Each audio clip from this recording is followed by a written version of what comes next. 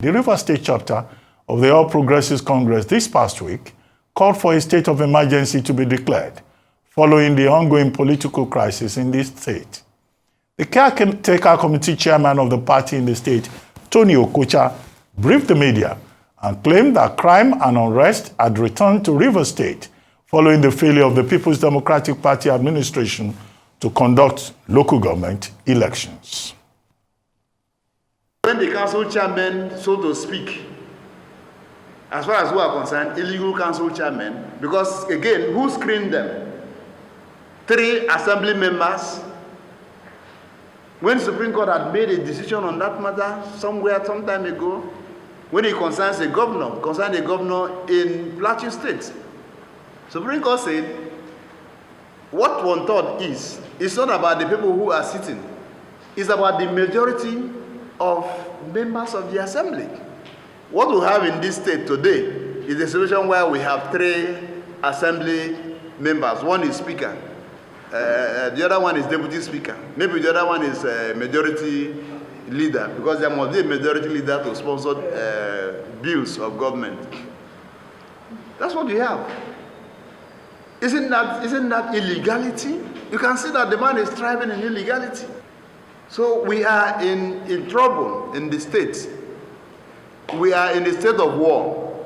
And because the governor is unteachable, and because the governor does not listen to counsel, even the counsel of Mr. President, APC Rivers State that I represent today is demanding for a state of emergency in Rivers State.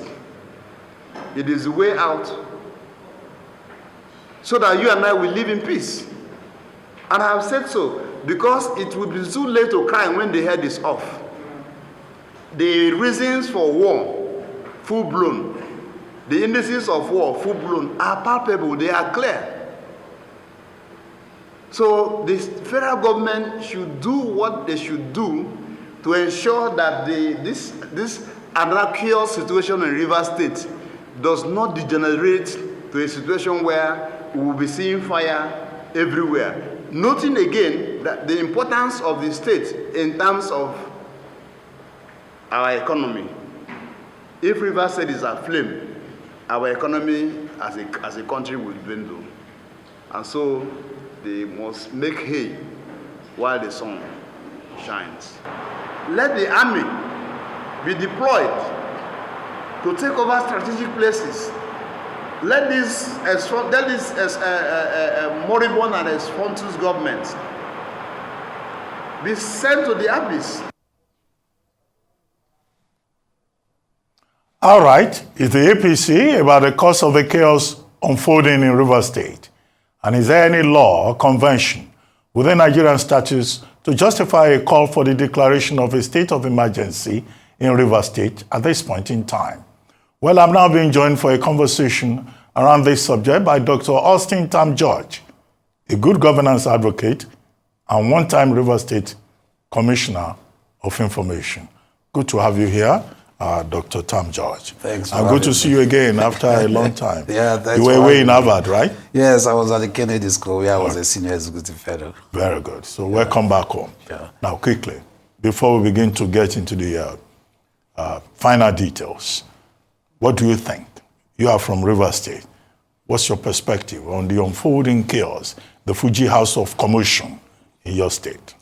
Well, you know, Ruben, I think that the governor should be allowed to do his job. He's been duly elected. His victory has been validated by the Supreme Court. And he has set up a really robust, developmental agenda. And I think that all these distractions are unfortunate for the APC. To be calling for a declaration of emergency at this point in Rivers State is a very wrong call. It's a very responsible call, I believe. The governor should be allowed to do his job. Before he came into office, we had some of the worst indices as a state, and we shouldn't have had those kind of indices. We had the highest in number of children out of school in the South-South region in the past 8 years. The governor himself has said he inherited over 225 billion naira as debt, and so he has a lot of work to do to try to bring development, to the doorstep of our people. I have seen his budget. I have seen some of the projects he's launched, over the past 1 year. And I believe that this is not a time, for Rivers State to be divided in a way that would distract the administration. I think that they should allow this governor to face his job. He already has a social contract with the Rivers people. The campaigns are over, the elections are over now. Let us be able to work together with the governor and be able to drive development to our people. We have one of the worst indices in terms of development in Rivers State. Look at our educational system, has not been as bad as it is. And the governor is trying to recalibrate the system, bring development to the people, and they are creating this kind of chaos. And I think that they should have the state at heart and no longer distract the governor so that he can focus on developmental agenda and set the course for development.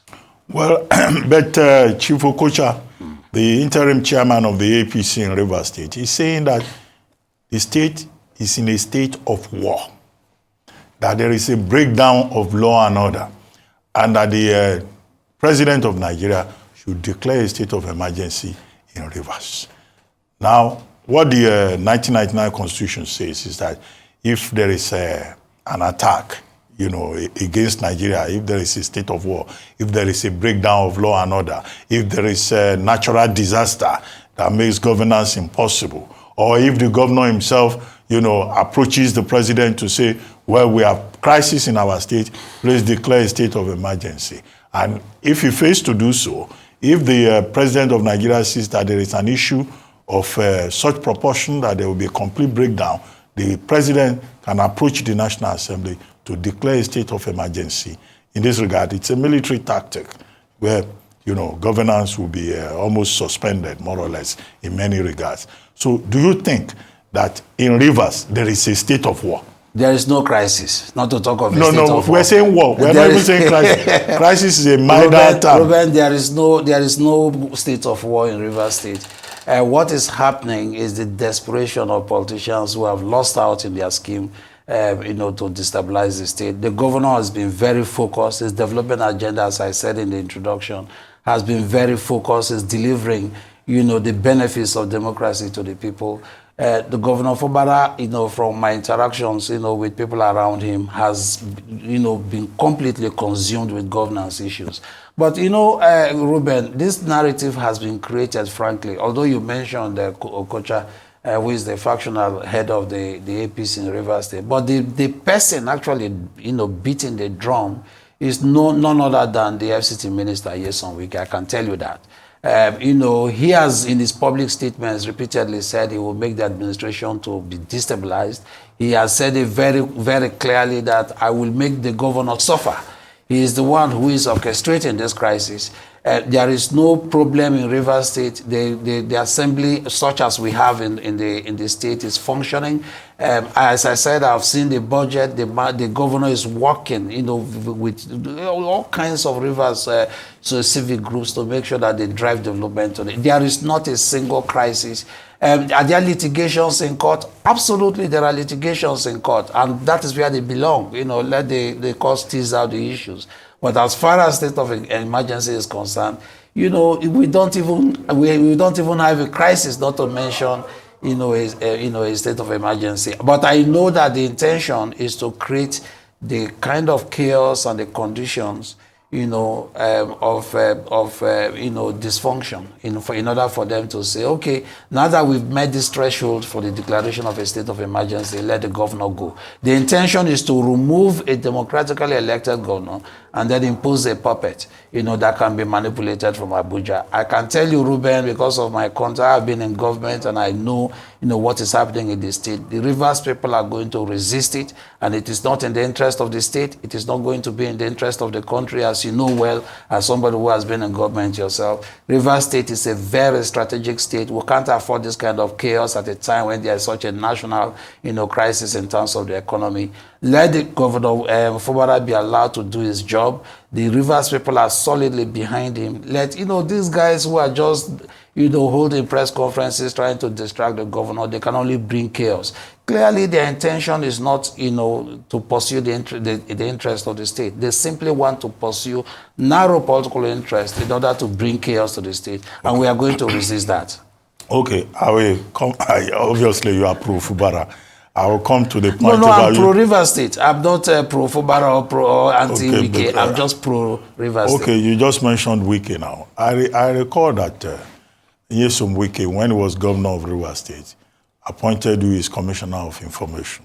So at what point did you disagree with him? At what point did you become his critic? Because obviously you are criticizing him. And he has even said, you quoted him, but he has also said that he has no hand in the crisis in River State. After all, the people who resigned, the local government chairman, these are not babies, though. These are adults. I imagine that they are adults. So why can't they be held responsible for their own actions? Why must it be that, it's Wike that is responsible? Some of these people, they are adults. They have wives at home that pay attention to them as is required by tradition. You know, Ruben, as you said, I served in the administration. Nyesom Wike was the governor then, and he was my boss. But as I said, that era is gone now. The Wike era in River State is gone. He's no longer the governor now. And there is no provision. You are a lawyer, Ruben. There is no provision, for a third term in any administration in River State. So he served his time, he's gone. The point I'm making is that you don't need to be pro-Fubara or anti-Wike. The fact is that the state already needs development, and who we have as governor now is Governor Fubara, and we should give him all the support. So my own position, and I think the position of all Rivers people, is that we can only have one governor at a time. And this time, it is the Governor Fubara who is in charge, and we should work with him. The governor has a passion for development. He's trying to rejig, the educational system. We had some of the best, schools in the whole of the South under Amechi. I served in the Wike administration, and I can tell you, Ruben, for 8 years, the whole of those schools were abandoned.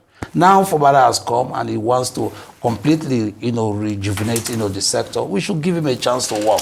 We do not have a proper, healthcare delivery system for 8 years. As Commissioner for Information, I announced, the reconstruction. No, let me get something straight. You served under Wike's administration for 8 years. No. I served, in the first 2 years as Commissioner for Information. But while I was there, I remember one of those days making an announcement that we are going to rebuild, the tertiary hospitals in all the senatorial zones. All those hospitals were abandoned. And now Governor Fubara is trying to bring them back. By the time Wike was leaving, he was known as Mr. Project. He was commissioning projects almost on a weekly basis. Are you saying that in 8 years, even after the 2 years that you were with him, that he did nothing? So why was he being called Mr. Project? I just told you, Ruben, that a lot of these projects were eventually abandoned. In fact, right now, Governor Fubara is the one who is completely, rejigging the healthcare sector. He's trying to bring back the primary healthcare delivery system. He's trying to rebuild the hospitals that were abandoned for 8 years. So we do not even have the time for this kind of distraction. The governor should be allowed to do his job. I'm not critical of Nyesom Wike. He's the FCT minister. His focus should be in the FCT. The FCT also has some of the worst public schools. He has a lot on his plate there. He should focus on that place. The APC has come under the platform of change to try to bring, and there are a lot of developmental issues the Tinubu administration is facing, and the president is working seriously to try to address these problems. Let us focus on how we can drive development and change the material conditions of our people, rather than be talking about a state of emergency. I get your point. I see that River State is polarized, down the middle. Now, you say Fubara is focused on development agenda and all of that. Now, you know that part of the crisis that we have on the ground now is because Governor Fubara did not organize state local government elections. And it was on the basis of that the Amewule faction of the Rivers House of Assembly decided to amend the law to grant the local government chairman an extension of 6 months. And now, all of a sudden, once the crisis has occurred, the Rivers State Independent Electoral Commission now says on July 1, there will be a meeting of stakeholders to fix the date. could most of these problems have been avoided if the Fubara administration had just done the right thing at the right time, at least by organizing local government elections when it was due? Well, I think the focus now should be on the agenda that the Rivers State Electoral Commission is going to unfold when they meet on the 1st or so that they've announced. You know, the tenure, as you know, there is absolute constitutional clarity when it comes to the tenure of local government chairmen across the country, not just in Rivers State. Statutorily is for 3 years, and the 3 years have lapsed.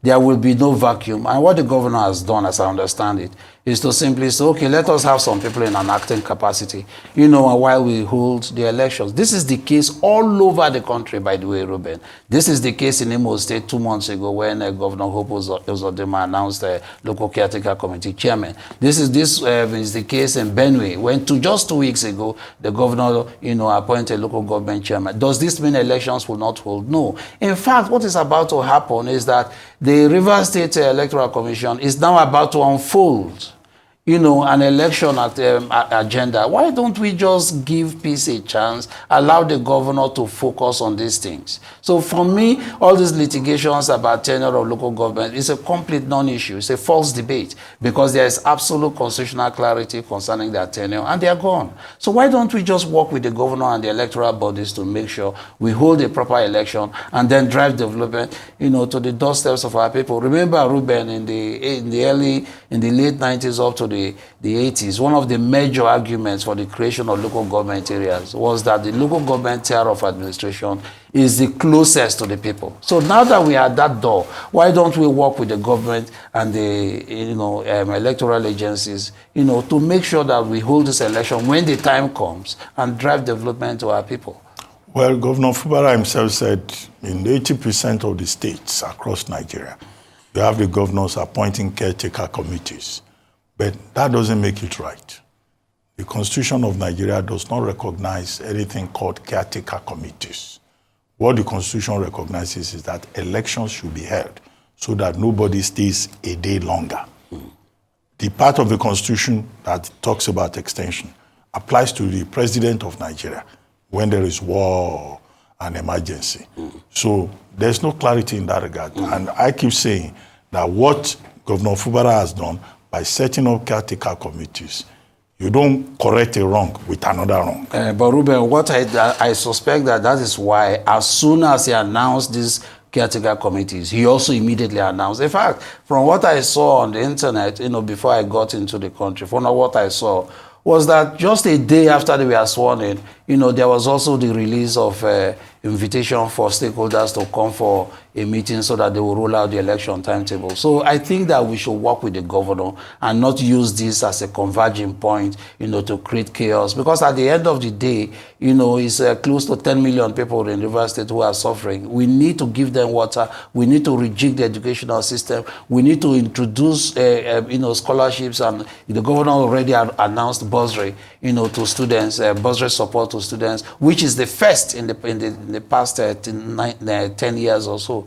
So he has a very clear developmental agenda. Why don't we support him and make sure that we drive, you know, the benefits of, you know, democracy to our people rather than cause chaos and, you know, seek to impose a puppet administration on the state? Well, when the youths of Rivers State took over the local council secretariat, insisting that the local government chairman must go, the 23 of them. Now, in the process, one policeman was killed, one member of a vigilante group was also killed, and yet you say there is no crisis in Rivers. But the police, recognizing that there is crisis and that there was going to be a breakdown of law and order, took over all the council secretariats. Now, Rivers State, NLC, and TUC met, and they are asking the Inspector General of Police to withdraw policemen from the council secretariat so that ordinary people can go to work. Don't you think that the NLC and the TUC, they're asking for the impossible? Because the IG, the Inspector General of Police, has a responsibility to to prevent a breakdown of law and order. But the governor has also been very wise in making it clear that they can work from anywhere. The most important thing is to make sure there is no confrontation that will then play into the hands of these agents of chaos. So I think the governor was absolutely correct. Is there a return of COVID-19 in Rivers State? Well, you know, it's dynamism in administration. What the governor has said is, look, pending when the situation at the councils, normalize, work from anywhere, and make sure you drive development to the people. So I think the bottom line, Ruben, that we should be focusing on is, what is the interest of the Rivers people at the end of all of these? And I think that is the focus of the administration. How can we make sure that governance does not suffer? I saw him on TV the other day, going to somewhere in Omoma, inspecting projects. We want to see more of that. What does he want to do in education? We want to see more of that. What does the government recently held an investment and economic summit. How does he want to drive the agenda practically so that we will attract more and more investors to the state? We want to see more of that. These are the conversations that we should be having, rather than this endless, toxic politics, that leads to nowhere. Because we've already seen a lot of that in the past 8 years. Okay, as a member of the Rivers community, we have had people on this station saying that 3 people can constitute the Rivers State House of Assembly. Lawyers have argued from both sides of the mouth and all of that. But you, as a citizen of Rivers State, how do you feel about 3 persons said to be loyal to Governor Fubara are the ones making laws for Rivers State, and all the other constituencies are in court? They are not represented. Ruben, we have a very unusual situation now in Rivers State where, upon a very wrong advice, I don't know, I know those former legislators very well. Some of them screened me, in fact, when I was presented for commissionership some years ago. I know them very well. But I strongly believe that they were misled, because the law is very clear. You don't even need to be a lawyer to know that once you have resigned from a party that didn't have a crisis, you automatically lose your seat. So they have left the assembly entirely out of their own bad judgment. That's a matter now for the courts. But while that is going on, if we have 3 legislators that can legally constitute the assembly, so be it, because this was entirely their making. In fact, when I was following the news from abroad, I was extremely surprised. There was no crisis. I'm not a member of the PDP, but there was no crisis in the PDP. And these people just decided to leave. And now they say they didn't leave. Ruben, once you have sworn an affidavit to say this is the state of affairs, it becomes legally binding. It doesn't even matter whether the APC have the records of them, because the most important thing is that you have legally declared yourself to be a member of another party, or at least that you've left a particular party. So this is a matter that now has to be sorted out in the courts. But while that is going on, the business of administration of the state must go on, because nearly 10 million people deserve services. The governor cannot act without a legal backing. Only the state assembly, such as we have now of 3 members, must make sure they rise to the occasion, make laws, work with the governor, and deliver services to the people. While those who say they have left the assembly go about justifying, their actions. So this is entirely, the making of the legislators themselves. I know them, some of them very brilliant young men. I'm so disappointed that, they couldn't work with the governor and decided to undermine, the governor, and then fell into this kind of, legal jeopardy. I believe that those Ameule and his colleagues are no longer, legally speaking, members of the assembly. But we must work with those who, presently constitute the assembly. Technically, all the constituencies that they represent have been excluded from governance. No, the constituencies that they represent will be captured in terms of the developmental agenda of the governor as he rolls out the budget activities for the year. He from what I've seen so far, he's going about, implementing projects, awarding contracts. He's not looking at who is in the assembly and who is not in the assembly. The other day, he announced a road project over 200 billion naira the Trans-Calabari Road has been pending for nearly 30 years. You know, he didn't look at who is in the assembly to make a case. He said, look, this is a developmental priority, and I'm going to face this. So whether those 27 people, you know, their absence in the assembly will lead to lack of development in their constituencies, I don't think is the issue, because the governor is the governor of everyone. And in rolling out his plan, he's going to capture all of those communities. Well, the governor obviously is not the governor of Sergeant Awuse, chairman of the River State Council of Traditional Chiefs, because he just removed them. And the justification is that it's because Awuse is a weakest man.